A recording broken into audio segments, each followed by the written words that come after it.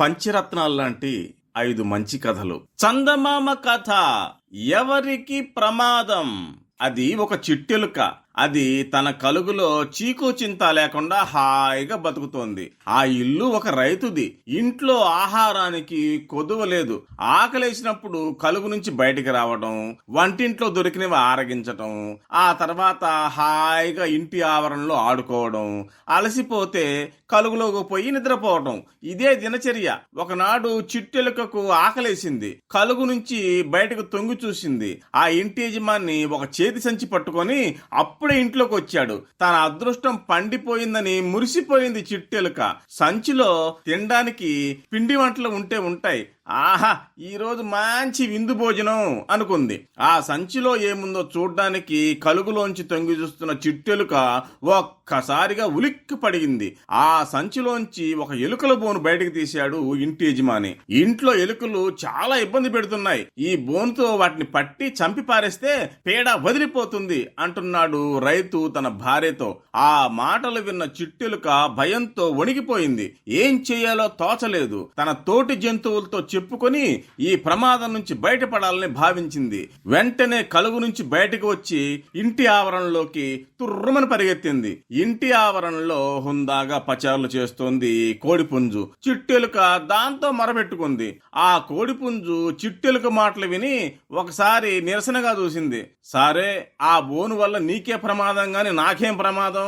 నాకు సంబంధం లేని విషయాల్లో తలదూర్చను అని తాను పురుగులు ఎరుకునే పనిలో మునిగిపోయింది. చిట్టెలుక నిరాశగా వెనుదిరిగి అక్కడ పచ్చిక మేస్తున్న మేక దగ్గరికి వెళ్ళింది. మేక ఈ ప్రపంచంతో నిమిత్తం లేకుండా తన గడ్డి తాను తింటోంది. ఎలుక మొరంతా విని, ఓహో, నాకేం సమస్య, నీ తిప్పలేవు, నువ్వు పడు పా అని తరిమేసింది మేక. చిట్టెలుక పాపం ఏం చేయాలో తోచక అక్కడి నుంచి ముందుకు పోయింది. కాస్త ముందుకు వెళ్తే అక్కడ మడుగులో ఒక మొసలి గట్టు మీదకి వచ్చి హాయిగా నిద్రపోతోంది. చిట్టెలుక దాంతో తన కష్టం చెప్పుకుంది.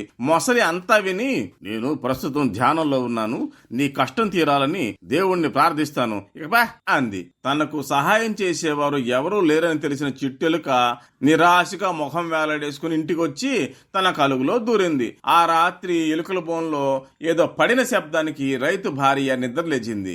బోనులో పొరపాటున తాచుపాము దూరింది. చీకట్లో బోనును పట్టుకున్న రైతు భార్యను ఆ పాము కాటేసింది.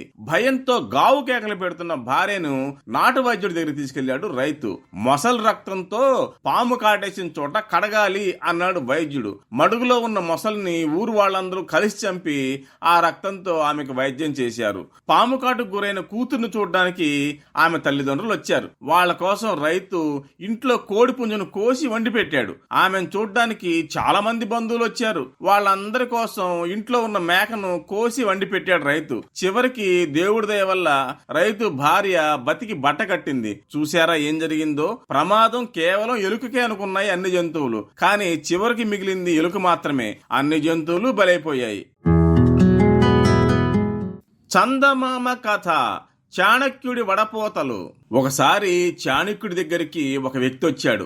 రావడమే చాలా ఆతృతగా పరిగెత్తుకుంటూ వచ్చాడు. వచ్చి రాగానే చాణక్యుడితో, అయ్యా, మీ దగ్గర పనిచేసే ఒక వ్యక్తి గురించి ఇప్పుడే ఒక విషయం విన్నాను, అది మీకు చెప్పిపోదామని వచ్చాను అన్నాడు. ఆ వ్యక్తి ఆ విషయం ఏమిటనేది చెప్పకముందే చాణక్యుడు వారిస్తూ, మీరు ఆ విషయం చెప్పే ముందు నేను 3 ప్రశ్నలు అడుగుతాను, దయచేసి వాటికి జవాబులు చెప్పండి. ఈ ప్రశ్నలు సమాచారాన్ని వడబోసే పరీక్షలు అన్నాడు. ఆ వ్యక్తి కాస్త ఆశ్చర్యంగా, ఏమిటా ప్రశ్నలు అని అడిగాడు. మీరు నా మిత్రుడు గురించి మాట్లాడే ముందు మీరేం మాట్లాడుతున్నారో నిజాయితీగా కాస్త ఆలోచించడానికి ఉద్దేశించినవి ఈ ప్రశ్నలు. అందుకే వీటిని వడపోసే పరీక్షలు అన్నాను. మొదటి వడబోత సత్యం గురించినది. మీరు చెప్పబోయేది సత్యమని మీకు ఖచ్చితంగా తెలుసా అని ప్రశ్నించాడు చాణక్యుడు. తెలియదు, నేను విన్న మాటలు మాత్రమే, సత్యమవునో కాదో అని చెప్పాడు అతను. దానికి చాణక్యుడు స్థిమితంగా, సరే, మీకు ఈ విషయం నిజమో కాదో ఖచ్చితంగా తెలియదు. ఇప్పుడు రెండో వడపోత మంచికి సంబంధించింది. మీరు నా మిత్రుడు గురించి చెప్పబోయేది మంచి విషయమా అని ప్రశ్నించాడు. అబ్బే కాదండి, నిజానికి మంచి విషయం కాదు అన్నాడు ఆ వ్యక్తి. అంటే మీరు నా మిత్రుడు గురించి చెడు చెప్పాలని నా దగ్గరికి వచ్చారు, పైగా మీకు ఆ విషయం నిజమో కాదో కూడా తెలియదు. అయినా పర్లేదు, ఇంకో వడబోత ప్రయోజనానికి సంబంధించింది. మీరు చెప్పబోయే విషయం ప్రయోజనకరమైందా అని ప్రశ్నించాడు చాణక్యుడు. అబ్బే దానివల్ల మీకు ప్రత్యేకంగా ఎలాంటి ప్రయోజనం లేదండి అని ఒప్పుకున్నాడు ఆ వ్యక్తి. అయితే మీరు చెప్పబోయే విషయం అసత్యం కావచ్చు, అది మంచి విషయం కూడా కాదు, పైగా పనికి వచ్చే విషయం కూడా కాదు. అలాంటప్పుడు ఈ విషయం నాకు చెప్పడం ఎందుకు అన్నాడు బుద్ధి కుశలతకు మారు పేరైన చాణక్యుడు. చందమామ కథ. స్వర్గం నరకం.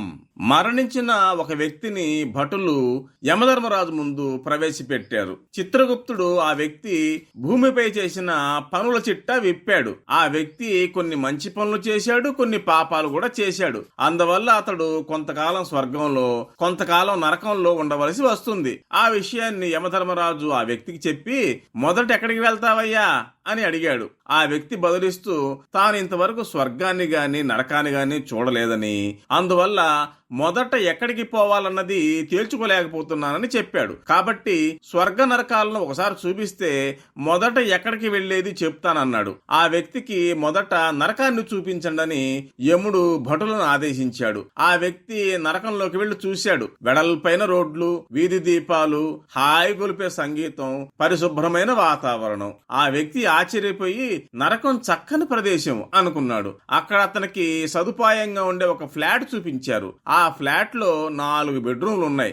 ఆ వ్యక్తి ఆనందంగా ఆ ఫ్లాట్ లోకి ప్రవేశించాడు. కిచెన్ ఎక్కడ ఉందా అని చూశాడు. ఎంత వెతికినా కిచెన్ ఎక్కడా కనపడలేదు. తనతో వచ్చిన యమభటుడిని కిచెన్ ఎక్కడుందయ్యా అని అడిగాడు. యమభటుడు జవాబిస్తూ ఇక్కడున్న వాళ్ళంతా ఒక మెస్సులో తింటారని చెప్పి మెస్సులోకి తీసుకెళ్లాడు. వాళ్ళిద్దరూ మెస్ వైపు వెళ్తుండగా నోరూరించి ఆహార పదార్థాల సువాసన గుప్పుమంది. గొప్ప రుచికరమైన ఆహారం అనుకున్నాడు. కానీ హాల్లోకి ప్రవేశించి చూస్తే అక్కడున్న వాళ్ళంతా రోదిస్తున్నారు, రోగగ్రస్తుల్లాగా ఉన్నారు, తినలేకపోతున్నారు. నిజానికి వాళ్ళ చేతులు 3 అడుగుల పొడవైన చెంచాకి కట్టేసి ఉన్నాయి. అందువల్ల ఎంత ప్రయత్నించినా ఆహారం నోట్లో పెట్టుకోలేకపోతున్నారు. ఆ వ్యక్తి ఇదంతా చూసి అమ్మో నరకం భయంకరం అనుకున్నాడు. ఆ తర్వాత యమభటుడు అతడిని స్వర్గానికి తీసుకెళ్లాడు. నరకానికి స్వర్గానికి మధ్య పెద్ద తేడా కనపడలేదు. అవే రోడ్లు, అవే భవనాలు, అవే సౌకర్యాలు. స్వర్గంలోని వారు కూడా మెస్సులోనే భోంచేయాల్సి ఉంది. ఇక్కడ మెస్సులోనూ అదే దృశ్యం. 3 అడుగుల పొడవైన చెంచాకు చేతులు కట్టేయబడిన వాళ్లే కనపడ్డారు. కానీ నరకంలో మాదిరిగా వాళ్ళు రోధించడం లేదు. ఆనందంగా సంతోషంగా తుళ్ళుతున్నారు. ఎందుకంటే వాళ్ళు ఆ పెద్ద చెంచాతో తమ నోట్లో ఆహారం పెట్టుకునే విఫల ప్రయత్నానికి బదులు ఒకరి నోటికి మరొకరు ఆహారం అందిస్తూ తృప్తిగా భుజించగలుగుతున్నారు. సమన్వయంతో, పరస్పర సహాయ సహకారాలతో తమ ముందున్న సమస్యను త్రుటిలో పరిష్కరించుకున్నారు స్వర్గవాసులు. దీన్ని బట్టి ఏమర్థమైంది? ఎవరికి వారే ఉండటం నరకం, సమష్టిగా ఉండటం స్వర్గం. చందమామ కథ. ప్రోత్సాహమే బలం. ఒక నిరుపేదకి ఒక ఆవు దూడ దానంగా లభించింది. కొంతకాలం తర్వాత ఆ దూడ బలమైన ఎద్దులాగా ఎదిగింది.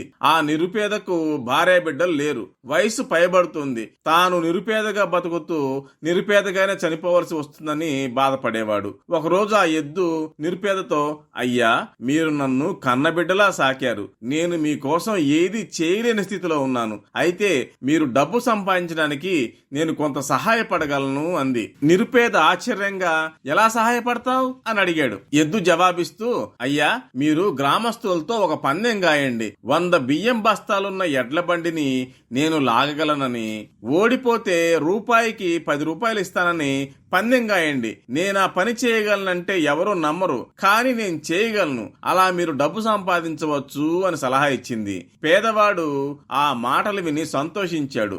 ఊళ్ళోకి వెళ్లి పందెం గాశాడు.